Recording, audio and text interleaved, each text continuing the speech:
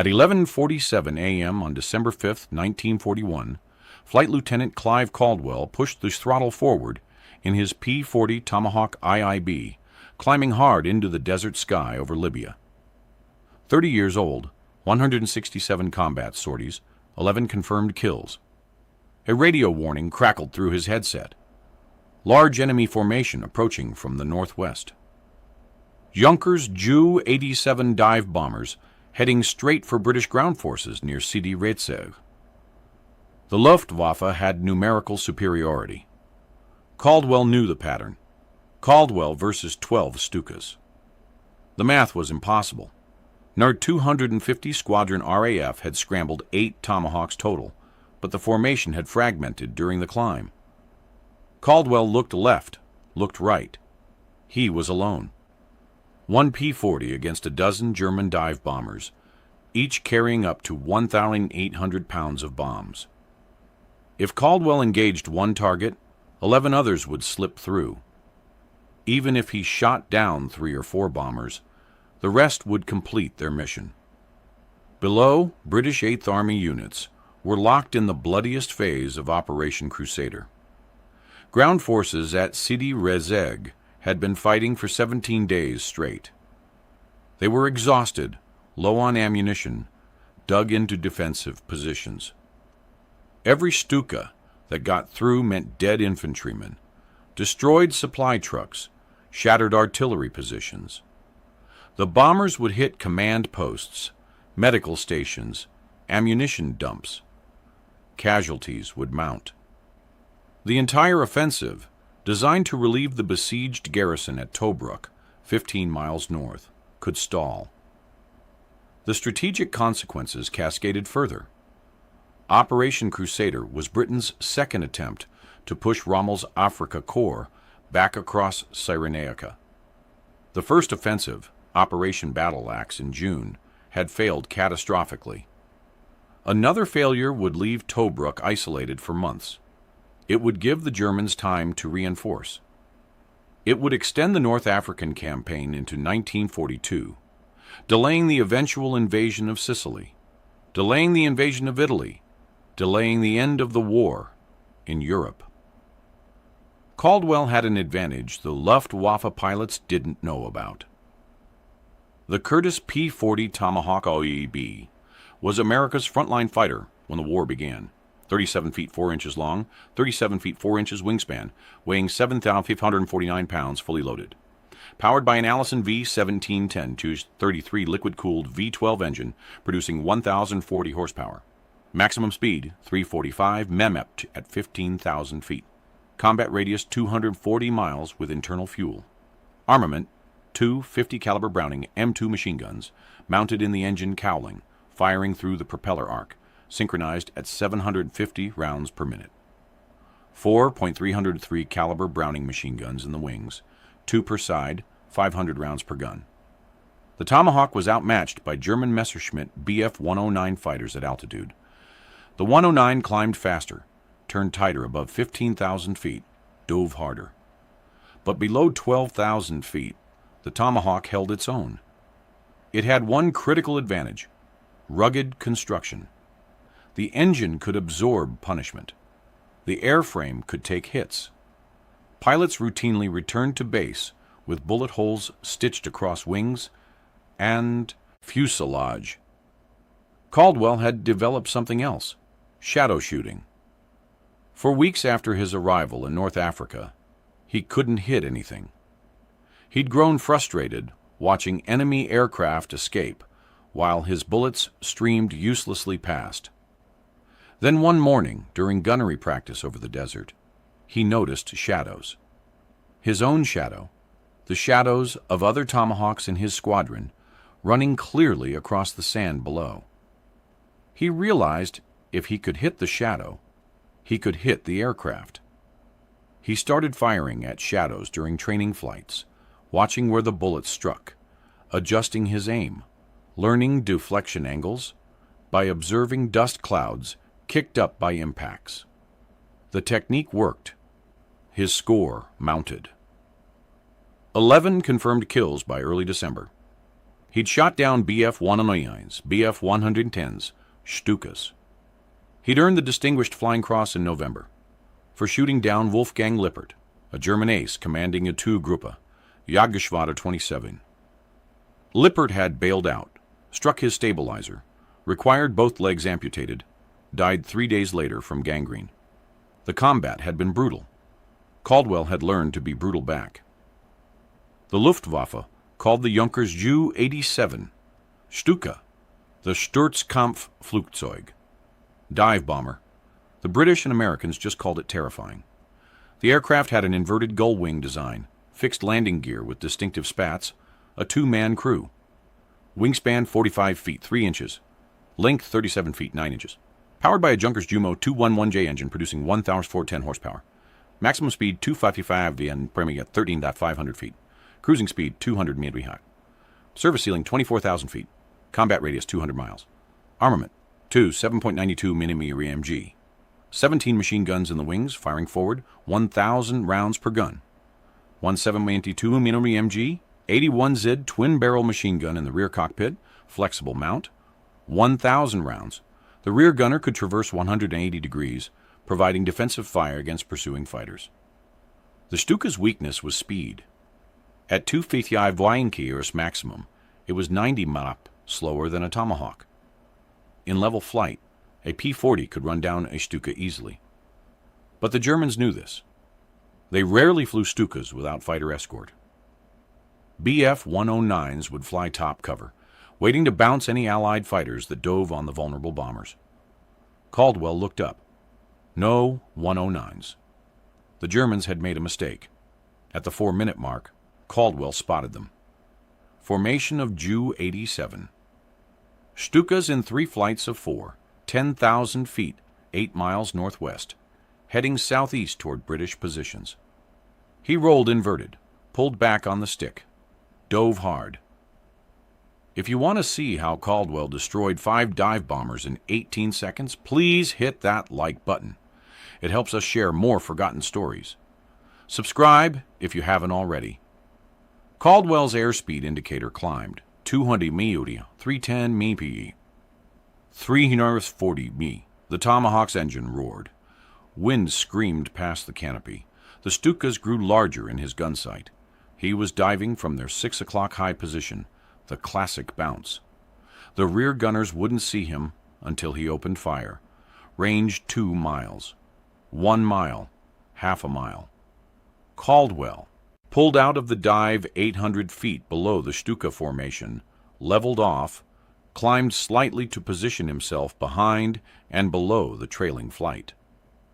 4 Stukas in close formation, 300 yards ahead. The pilots were focused on their bomb run, watching the ground, calculating their dive points. They had no idea he was there. 600 yards, 500 yards, 400 yards. Caldwell centered the gun sight reticle on the rightmost Stuka in the rear section. He had learned to aim at the engine.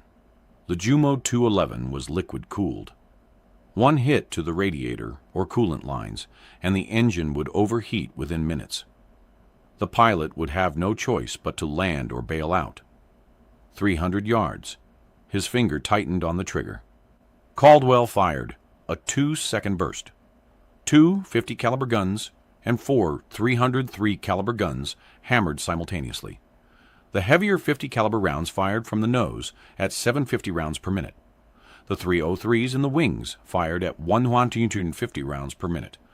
Combined rate of fire, approximately 102 rounds per second. In 2 seconds, Caldwell sent 204 rounds downrange. Tracer rounds stitched across the Stuka's left wing root and engine cowling. White smoke erupted from the Jumo engine. The coolant system was hit. The Stuka's nose dropped.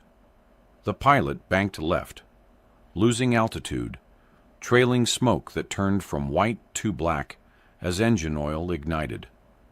But Caldwell had fired with slightly too little deflection. The burst that missed the first Stuka continued forward, striking the Stuka flying immediately ahead. Rounds punched through the rear fuselage and wing. The second Stuka shuddered, rolled right, nosed over into a steeper dive than the first. Both aircraft were going down, 2 hits with 1 burst. Caldwell hadn't planned it. Pure accident. But he had no time to marvel at the result. The formation scattered. The remaining Stukas broke in all directions, abandoning their tight formation. Caldwell pulled up hard, climbed 500 feet, rolled right, spotted another target. A Stuka had broken left, diving away toward the desert floor, trying to gain speed and escape. Caldwell rolled inverted, pulled through, dove after it. The G-forces pressed him into his seat.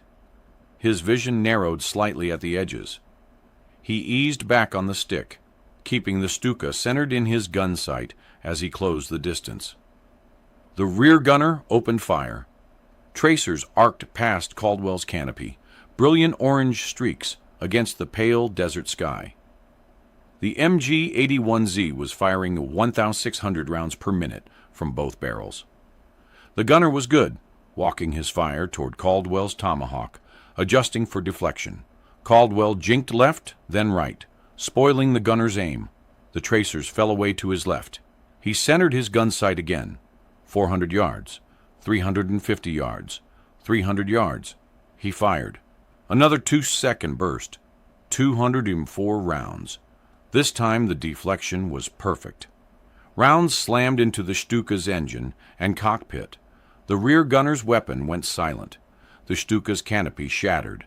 The aircraft nosed down sharply, entered a spin, struck.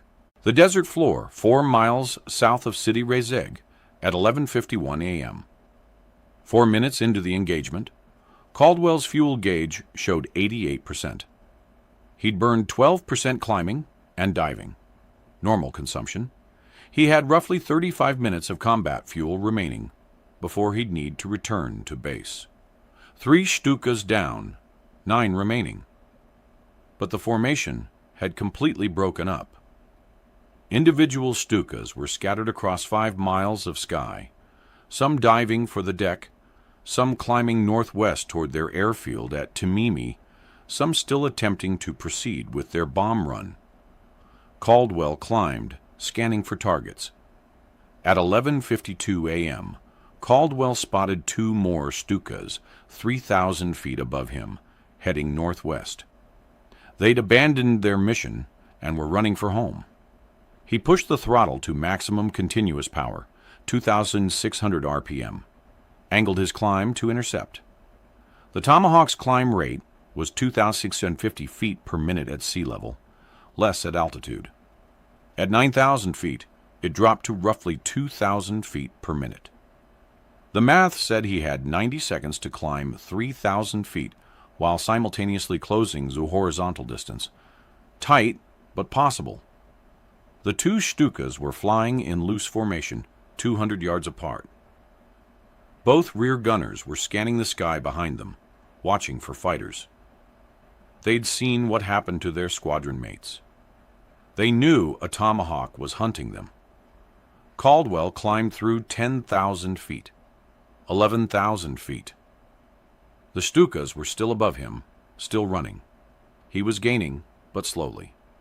The Stukas had a head start, and they were diving slightly, trading altitude for speed, pushing their Jumo engines to maximum power. Range 1 mile, 3/4 of a mile, half a mile. Both rear gunners opened fire simultaneously. Twin streams of 7.92 mm tracers arced down toward Caldwell. He was still below them, still closing, in their effective engagement cone. The gunners had experience.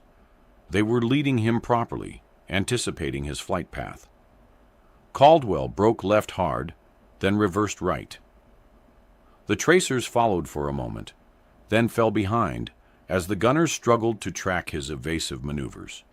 He straightened out, continued his climb. 600 yards, 500 yards, 400 yards. He was almost in position, but he'd lost speed during his evasive maneuvers.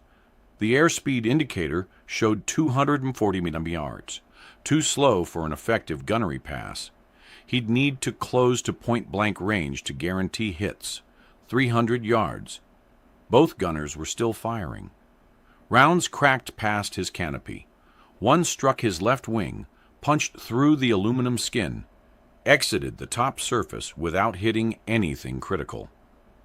Another struck his engine cowling, sparked off the armored metal, ricocheted away. 200 yards. Caldwell centered his gun sight on the trailing Stuka. He couldn't wait any longer. He fired. 3-second burst. 306 rounds. Longer than his previous attacks, necessary because the Stuka was maneuvering. The pilot was experienced, making random changes in heading and altitude, making radar tracking difficult, making gunnery difficult. Half the burst missed. The other half struck home. Rounds stitched across the Stuka's right wing and fuselage. The wing caught fire. Orange flames erupted from the fuel tank, spread rapidly along the wing route. The Stuka rolled right, entered a spin, fell away toward the desert. Caldwell had no time to confirm the kill. The second Stuka had reversed course, turning hard left, diving straight at him in a head-on attack. The pilot had decided running was futile. He was committing to a desperation maneuver, trying to collide with Caldwell or force him to break off.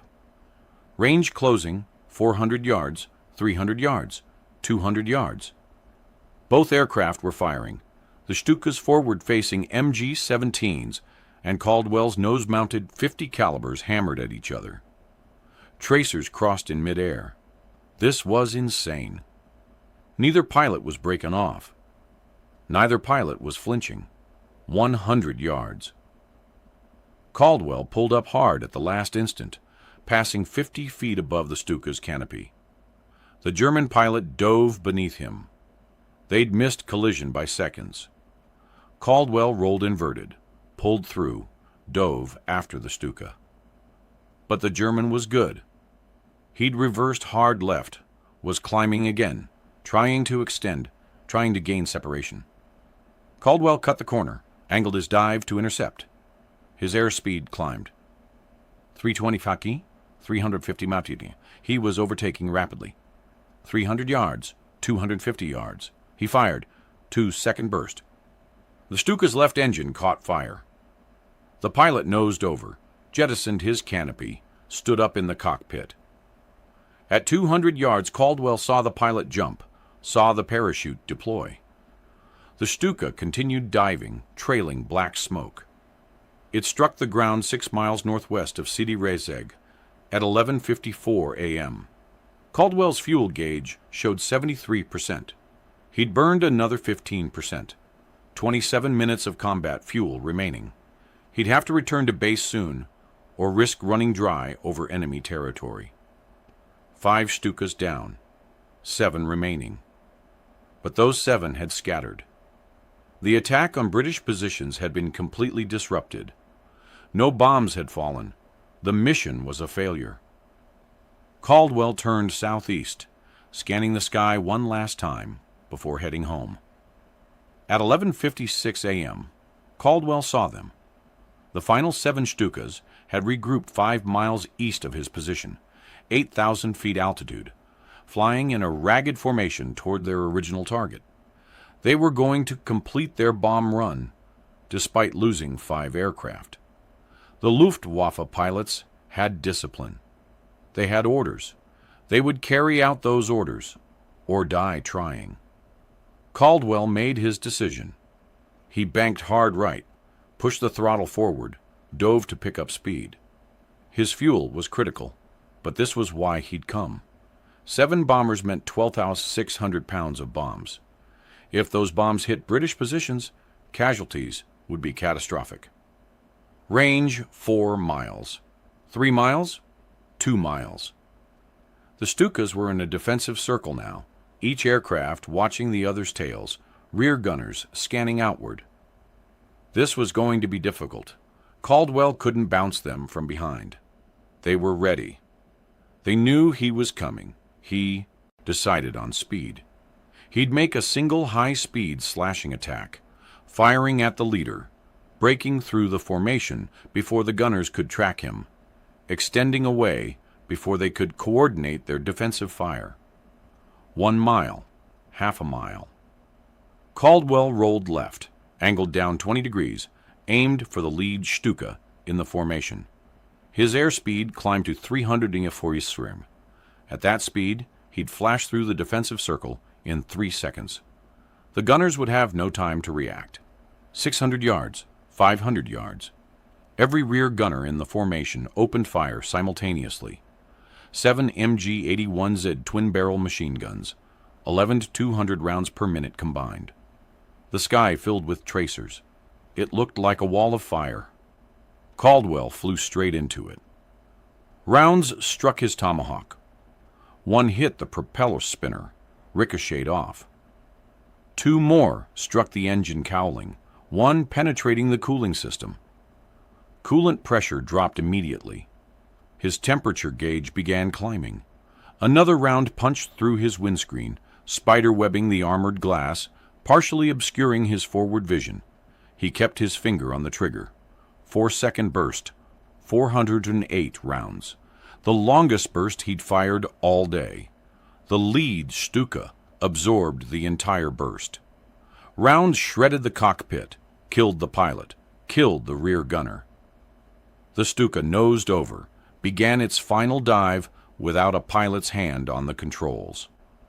Caldwell flashed through the formation, pulled up hard on the opposite side, climbed away. His engine temperature was redlining. Coolant was streaming from the punctured cooling system. He had minutes before the engine seized. Below, 6 remaining Stukas continued toward their target. They'd lost another aircraft, but they were pressing on. Caldwell couldn't stop them all, not with a dying engine, not with low fuel, not alone. Then he heard them. Radio calls in English. No, 250 Squadron. 2 more Tomahawks had found the fight. They were diving on the Stukas from the north, 12,000 feet, coming in fast. Caldwell held his altitude, watching. His engine temperature was at 120 degrees Celsius. Normal was 95. At 135, the engine would fail. The 2 Tomahawks hit the Stuka formation like hammers. One Stuka exploded in midair, its bomb load detonating when 50 caliber rounds struck the centerline weapon. The blast was massive, visible for 20 miles. 2 more Stukas fell away smoking. The remaining 3 Stukas jettisoned their bombs and ran. They dove for the deck, heading northwest at maximum speed, engines screaming, desperate to escape. Caldwell's temperature gauge hit 130 degrees. He couldn't pursue.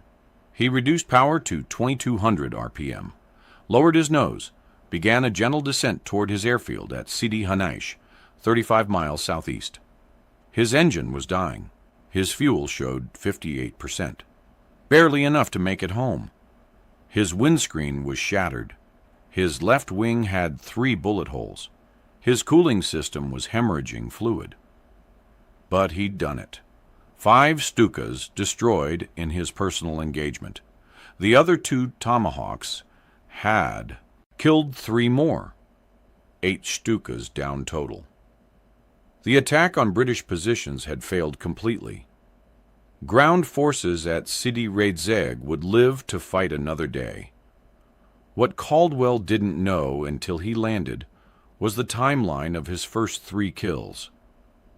Ground troops had witnessed the entire engagement. British infantry at Sidi Rezeg dug into trenches, watching the sky, waiting for the Stukas to dive on them. They'd seen Caldwell's Tomahawk bounce the formation. They'd seen the kills, and they'd timed it. First burst. 2 Stukas hit simultaneously at 11:49 a.m. and 36 seconds. Caldwell's second engagement began at 11:49 a.m. and 48 seconds, just 12 seconds after his first burst. He'd pulled up, rolled, dove on the 3rd Stuka, fired, and scored the kill at 11:49 a.m. and 54 seconds. 18 seconds. 3 Stukas destroyed in 18 seconds. This was extraordinary, even by fighter pilot standards. Most aerial engagements lasted minutes, Pilots stalked targets, maneuvered for position, fired multiple bursts, broke off, re-engaged. A single kill might take 5 minutes of combat maneuvering. Caldwell had killed 3 aircraft before most pilots would have fired their second burst. The reason was deflection shooting. His shadow shooting technique had trained his brain to calculate lead angles instantly. When he pulled the trigger, his bullets arrived where the target was going to be, not where it was. Most pilots fired behind their targets, especially when shooting at maneuvering aircraft. Caldwell's rounds connected. His ammunition expenditure told the story. He'd fired 9 or 18 rounds total during the entire engagement against all 5 Stukas. He personally destroyed. The Tomahawk carried 200 rounds of .50 caliber ammunition and 2,000 rounds of .303 caliber ammunition. He'd used 29% of his .50 caliber ammunition and 28% of his .303 ammunition. Extremely efficient. Compare that to average fighter pilot ammunition expenditure. Most pilots burned through 50% of their ammunition scoring a single kill. Some pilots emptied their guns without hitting anything. Caldwell was killing aircraft at 1/5 the normal ammunition cost. The Germans had no idea what hit them. The Stuka formation had been flying in clear weather, good visibility, experienced pilots, rear gunners alert and scanning. Yet Caldwell had bounced them, killed 3 aircraft in 18 seconds, scattered the formation, and continued hunting the survivors.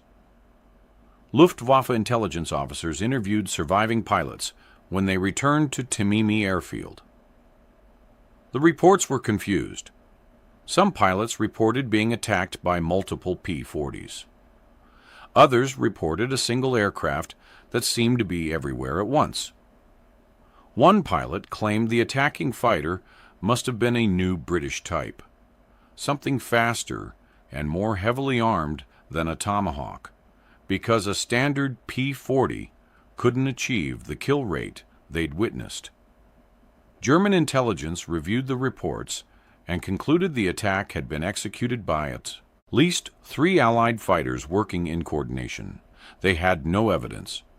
But the alternative, that a single pilot in a single aircraft had destroyed 5 Stukas and disrupted an entire bomber mission, seemed impossible. Caldwell's engine seized at 12:18 p.m., 3 miles from Sidi Hanaish Airfield. The temperature gauge had been in the red zone for 15 minutes. Coolant was gone. The Allison V-1710 was running on residual fluid, overheating with every revolution. Pistons expanded beyond tolerance. Bearings dried out. At 12:18, the crankshaft locked. The propeller stopped rotating. The sudden silence was deafening. Caldwell had 2,800 feet of altitude. The airfield was 3 miles southeast. Simple math said he needed 1,000 feet per mile to glide to the runway. He had 933 feet per mile. Not enough. He lowered the nose, converted altitude to airspeed, stretched his glide. The Tomahawk descended at 600 feet per minute. He had 4 minutes and 40 seconds of flying time remaining. The question was whether the airfield would come into range before he hit the ground. 2 miles, 1,500 feet altitude. Still not enough. 1 mile, 800 feet altitude. The numbers weren't working. Half a mile, 400 feet altitude. He could see the airfield now. Tents, fuel trucks, aircraft parked along the edge of the sand runway. Ground crew members running toward the runway, watching his approach, realizing he wasn't going to make it. Quarter mile, 200 feet altitude. The runway threshold was 1,000 feet ahead. He was going to land short. The question was how short? 100 feet altitude. He pulled the Tomahawk's nose up slightly, bled off speed, flared. The aircraft settled onto the desert sand 300 feet short of the runway. The landing gear absorbed the impact. The Tomahawk rolled forward, slowed, stopped 50 feet from the runway threshold. Caldwell shut down the electrical system, opened the canopy, climbed out. His legs were shaking, not from fear, from exhaustion. He'd been flying combat for 31 minutes. His muscles ached from G-forces. His hands were cramped from gripping the control stick. Ground crew members reached him, began examining the Tomahawk. 3 bullet holes in the left wing, 2 in the engine cowling, 1 in the propeller spinner. The windscreen shattered. The cooling system completely destroyed. The crew chief walked around the aircraft twice, shook his head, looked at Caldwell. "How many?" "5. The crew chief whistled.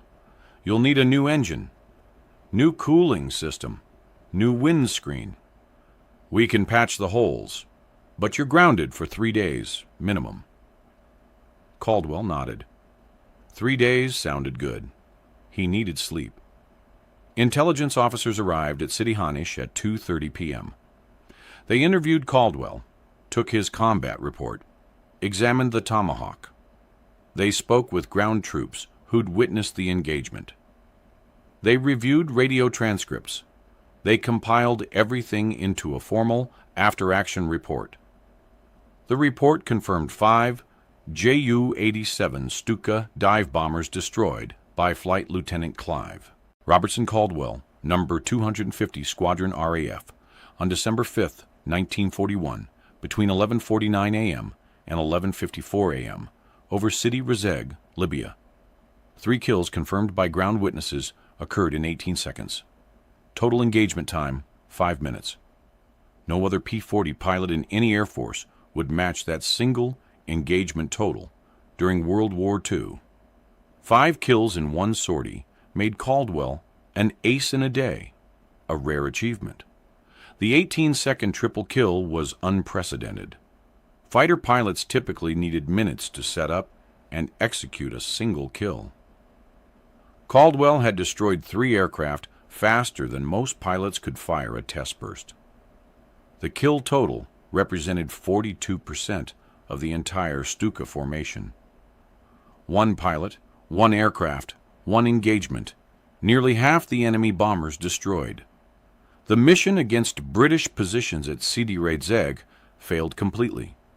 No bombs fell, no casualties occurred. Ground forces continued their advance. His radar operator deserves recognition. Wait, no. The P-40 Tomahawk had no radar operator. Caldwell flew alone. He found the targets visually.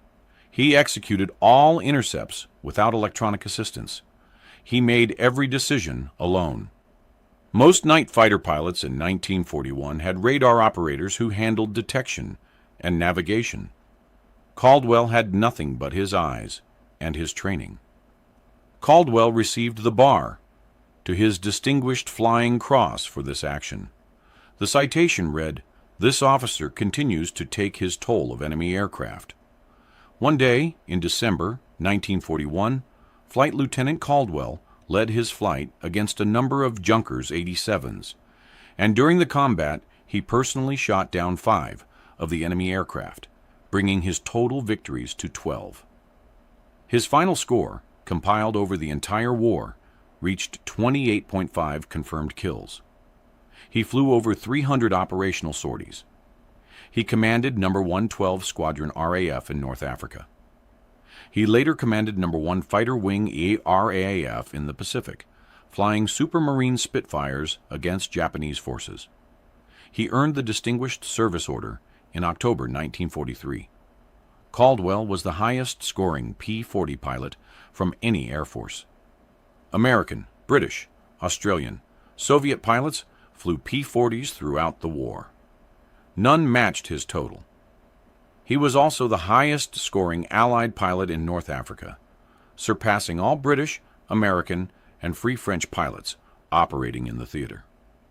The December 5th engagement had strategic consequences. Operation Crusader continued. British forces reached Tobruk on December 10th, 5 days after Caldwell's engagement. The siege which had lasted 241 days, ended. The Australian garrison was relieved. Rommel's Africa Corps withdrew west toward Gazala, then further west toward El Agheila. British forces recaptured Cyrenaica by December 30th. Engineers estimated that if the Stuka attack on December 5th had succeeded, casualties among British ground forces at Sidi Rezeg would have exceeded 200 men. Supply dumps would have burned. Artillery positions would have been destroyed. The advance on Tobruk would have stalled for at least 48 hours, giving German forces time to reinforce defensive positions. Caldwell's Tomahawk was repaired. The ground crew installed a new Allison V1710 engine, replaced the cooling system, fitted a new windscreen, patched the bullet holes. The aircraft returned to service on December 9th. Caldwell flew it for another 4 months before transferring to a P-40E Kitty Hawk with improved armament. The Tomahawk he flew on December 5th survived the war. It was not preserved. Like most combat aircraft, it was scrapped in 1946 when Britain demobilized. No serial number records identify which specific aircraft Caldwell flew that day. Only 4 P-40 Tomahawks exist today worldwide. None of them is Caldwell's aircraft. Caldwell survived the war. He returned to Australia in September 1942. He later commanded fighter units in the Pacific, flying against Japanese forces over Darwin and New Guinea. His final combat mission occurred in June 1945.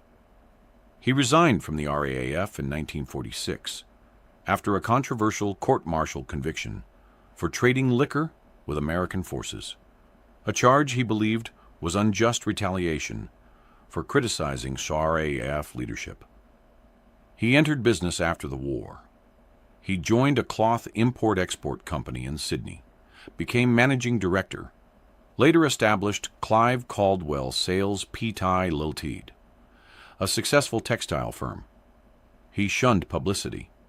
He refused to participate in veterans' marches. He declined requests for interviews. He never wrote memoirs. He disliked his nickname Killer, which was coined by journalists after the December 5th engagement. Caldwell died on August 5, 1994, in Sydney at age 83. His obituary in the Sydney Morning Herald called him Australia's greatest fighter ace. His medals, including his Distinguished Flying Cross and Bar and Distinguished Service Order, are held by the Australian War Memorial in Canberra. A portrait painted by Harold Friedman hangs in the memorial's collection. If this story moved you the way it moved us, do me a favor, hit that like button. Every single like tells YouTube to show this story to more people. Hit subscribe and turn on notifications. Drop a comment right now and tell us where you're watching from. You're not just a viewer. You're part of keeping these memories alive. Thank you for watching. And thank you for making sure Clive Caldwell doesn't disappear into silence.